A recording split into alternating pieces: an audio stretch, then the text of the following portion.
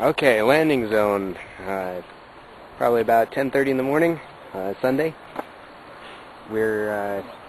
I'm practicing.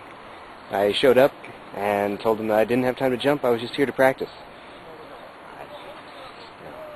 I think that made my instructor a little sad, but at the same time happy that even without being able to have the fun of jumping off the mountain, still willing to come here and work on this. So I have the practice glider out. Now, take a closer look at the practice glider. These here, the big plastic wheels. There would protect the glider's bar and also help protect you. If you do crash on the ground, this helps. So, or actually, if you do have a running landing and you trip, this will catch the glider, and the glider will stop you from landing on your face because you'll be attached to the top here, and your face can't go below the bar.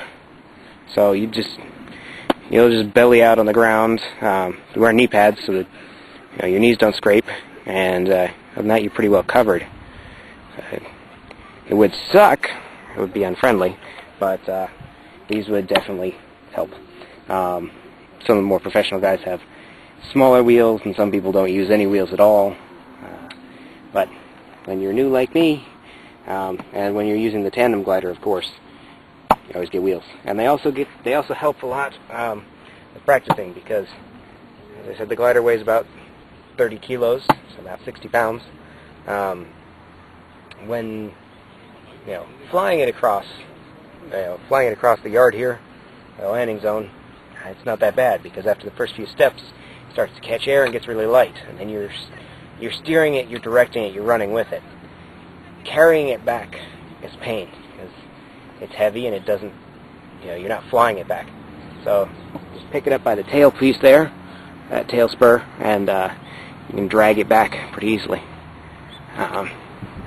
Also, this is a much older glider, so it's all a little bit more beat up. It doesn't have there are extra wing stabilizers that they prevent you from going too fast and from losing control, and you don't really need them when practicing takeoffs. This is just for takeoffs. Also, some of the battens in the wings at the far end there, a couple of these are cracked at the ends. So this is not one that you'd actually want to fly, but it's one that's still good enough for practice, so they keep it around.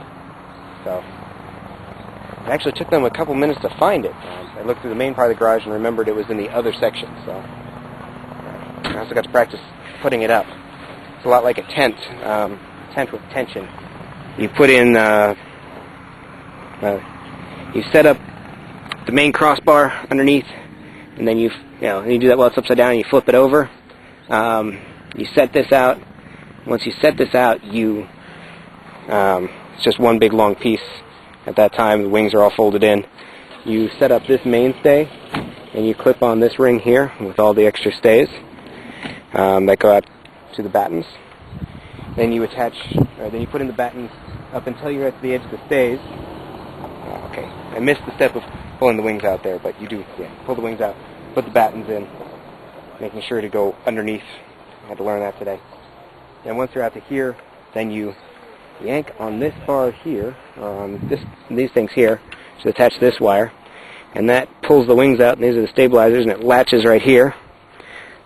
Once that's latched in place, it's tensioned, and then the wings are all the way out. Then you can put the rest of the battens in the ends, and then you set up the main, they call it the zero batten here in the middle, and you tension that.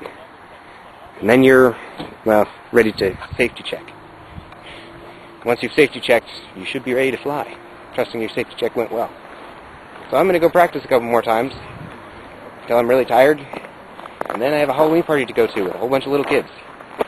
I couldn't find a costume, so I'm going to go as a cowboy because I have a hat. Alright, later.